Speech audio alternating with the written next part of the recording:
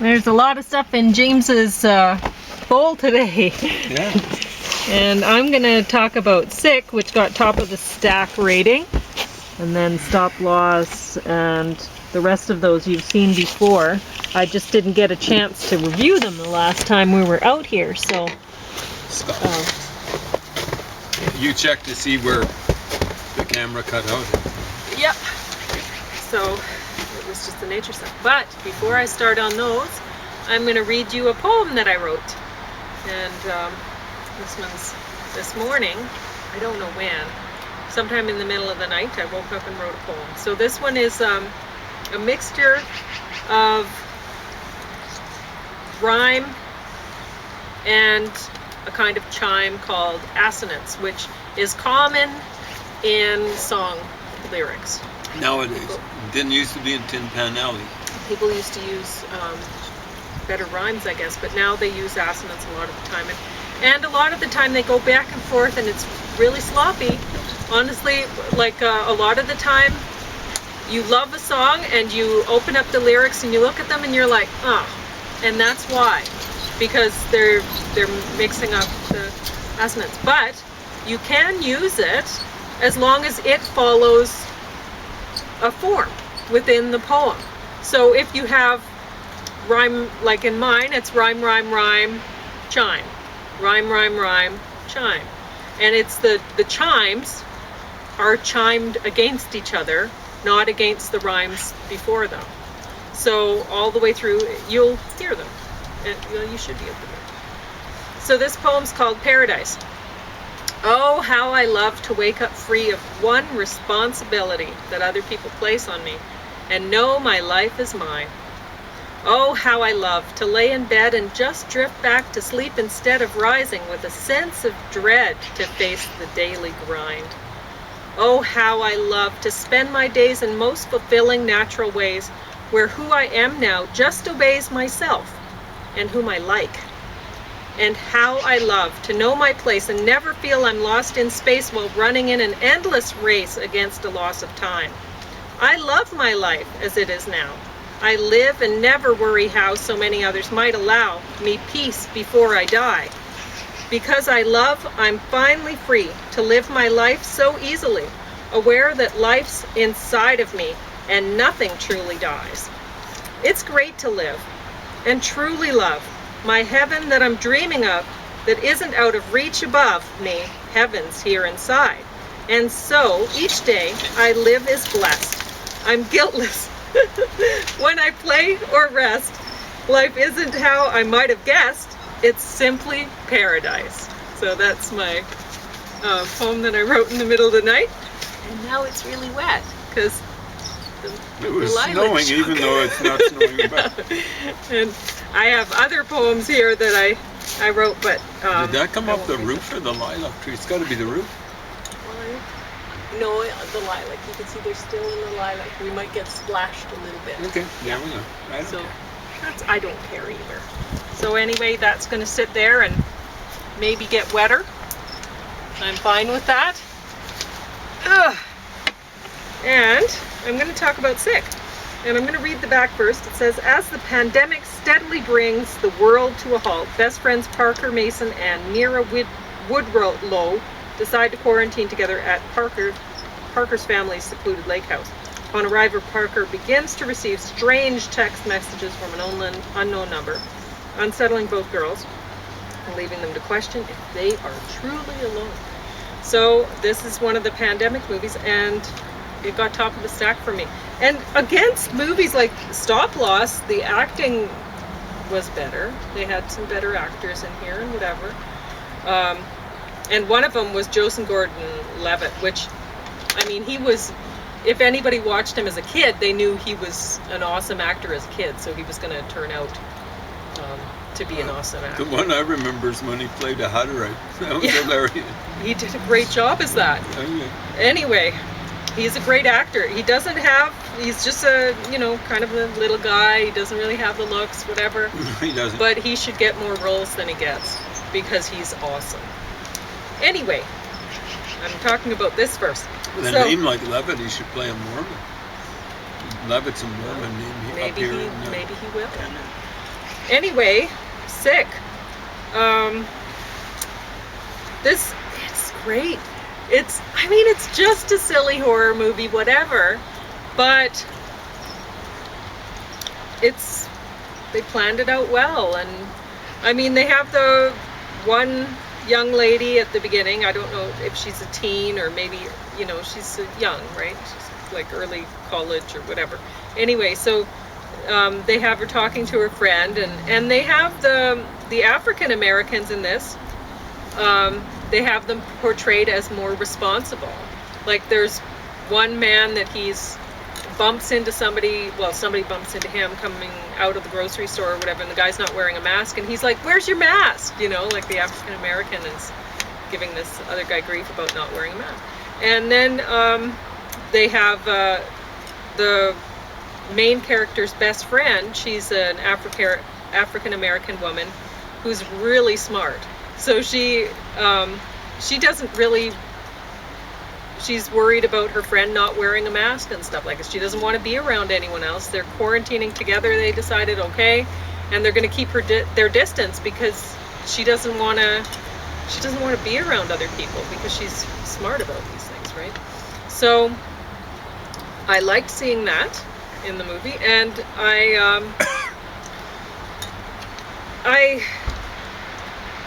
I liked a lot of things about this movie. So, at first you have that, the young woman, not the African American. I don't remember who was who. Parker Mason, maybe, I don't know. Anyway, but you have the Caucasian woman she's not wearing a mask, and she'll wear one because her friend really wants her to or whatever, but she's not really being very responsible. And she says, "Look, I don't have a fever, I don't have any of the symptoms, I'm not sick." And you're sitting there, if you have any sense, you're sitting watching that and going, "You could be asymptomatic, you jerk," and da-da-da-da-da, right? And so, passing it on. Yeah. So they start this out perfectly, and it's a great story. So I don't know about I would have liked to see at the end when the police show up, I would have liked them say, "Where's your mask?" at the end, but they didn't. Well, the police wouldn't sympathize terribly much. I know there was one guy I worked with at the cop shop. I liked the guy quite a bit, but I turned up at a rally at the city hall. He would have retired. And he was there, anti-masking rally. Okay, well, anyway, Stop Loss, this is an important movie. I'm glad that they made this movie because it's, like one of the characters in the movie says, this is a backdoor draft. And you know what? That's right. It's not right that they were doing that. It's not fair. Backdoor draft? How was that? Well, what they were doing, and they explain this in the movie, that George Bush Jr. was saying, "Oh, the war with Iraq is over, the war's over," whatever. But then once these soldiers came back and their term was up, then they were getting stop loss. So what that meant is their term was up, and they just renewed it without permission from the soldiers. The soldiers, they didn't want to go back. They had to. Yeah. So some of them got into it to maybe get a relatively free education, which is tough. Yeah. Education is very expensive in the United States. I mean, they were talking about how, they were pointing out, look, George Bush says that the war is over, so how can you be doing the stop loss thing, because that's only supposed to occur during times of war. So obviously if the leader says the war is over, then you can't be doing this, right? So anyway, whatever. It's they did a good job in the movie. It's just I'm really not into watching the whole army men thing. If you are, that would have been top of the stack for you, I'm sure. Because they did a good job. I mean, you have some good actors in that, and it's a story worth telling. Sunset Boulevard. The famous movie. Famous movie. Mm-hmm. Famous the type. Lead actress did an awesome job. You can believe that she was a silent movie actress, given how she is acting. Just, well, all the time, basically, she's in character, right? And I just didn't care for the movie. It's in black and white, whatever.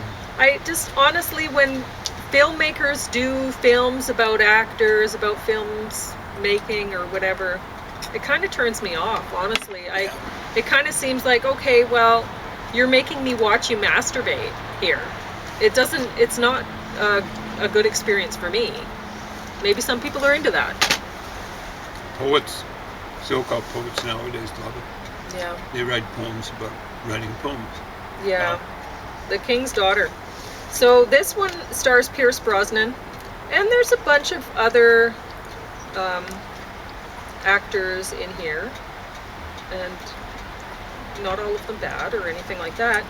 It's a mermaid story, and it's about the Sun King, who is played by Pierce Brosnan, and Louis the 14th, isn't it?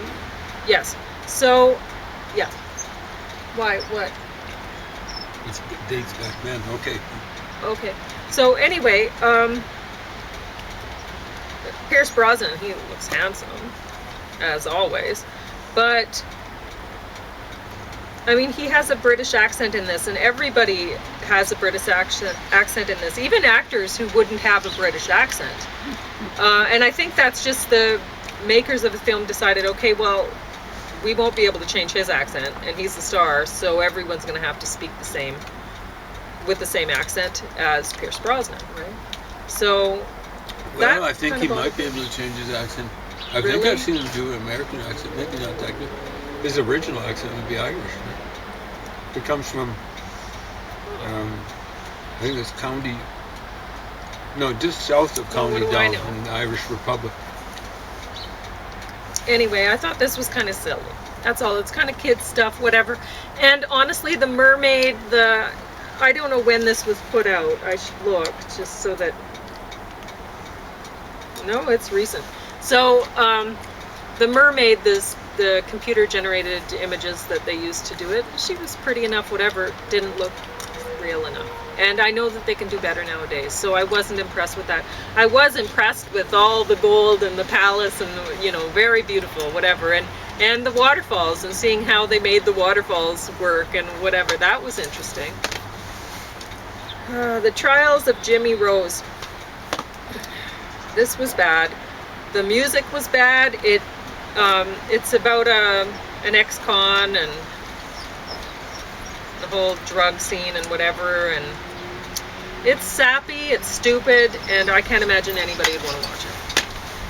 Oh, Patrick Swayze. I still haven't looked this up. I have a note for myself to look it up, because Patsy Swayze is a choreography in this, and so I imagine that's his daughter, and that's great if he was able to work with his daughter on this, but I don't know if she's his daughter. It just seems like, the name.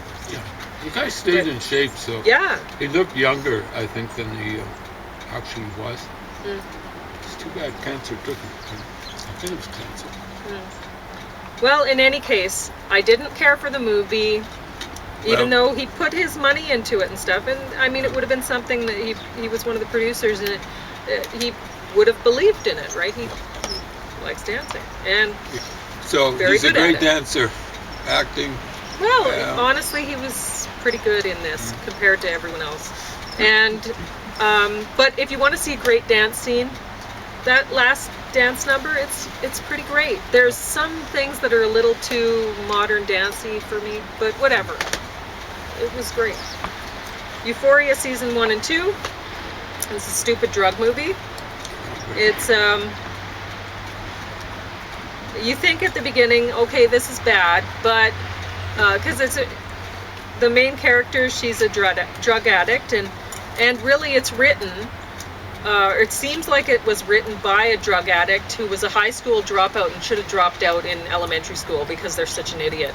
And anyway, maybe not the case, but that's how I was feeling. And then by the end of the first disc, you're like, oh no, this has gotten even worse. It hasn't gotten better. It's like it turns into something like music video with like lip syncing and stuff, and then that goes on for a while. Honestly, there's still disc 2. You're still having to put up with really awful shows, and then all of a sudden there's a twist in the plot, and some of what you've watched hasn't actually happened. And so you're sitting there going, okay, but which stuff has, and whatever. Like, it's just really badly done. It's stunning how bad this was. That's funny. I almost spewed the food back on the table. Die in a gunfight. I put this bottom of the stack because it was stupid. Well, there's some amazing hair there, even on the guys. Yeah. Who the hey is that? I don't know. Okay. Just one of the characters. Someone trying to look like Johnny Depp. I don't know. But anyway, not all the acting was terrible in this. It was just a stupid story. It's depending on their worth, hairstyles. Not worth. I mean, this is incredible here. And over here, that's an incredible hairstyle. Yeah, that one's great. Hair just growing on hair. Yeah, but yeah, I just didn't care for it at all, and thought it was a stupid story, and I don't know why they did it. I feel sorry for the actors that How were in come this. the guys are wearing their hair greased up? I don't know. 2021. Yeah, I guess Alright. they're current. I thought that stuff would go out of style. I mean, it was started by, I suppose, Johnny Rotten or something like that. It goes back to, geez, it's almost 50 years ago. So, anything you want to talk about? Well, I laugh when I at least the rooster cut is kind of gone, you know, where they guys look like Tintin or Tan, correctly pronounced. I saw a guy the other day. It was hilarious when guys in business suits were wearing this. Yeah. It's just, you look like a 10-year-old. I mean, I act like a 10-year-old. I think when I'm acting more maturely, but... Yeah. Oh, man. Oh, man. Anyway. So, that's all I really had to talk about. It's an awesome day here in Lethbridge. It is. It's so awesome. We had some major league cold here. Mm-hmm. Kind of like Grand Prairie cold. Mm-hmm.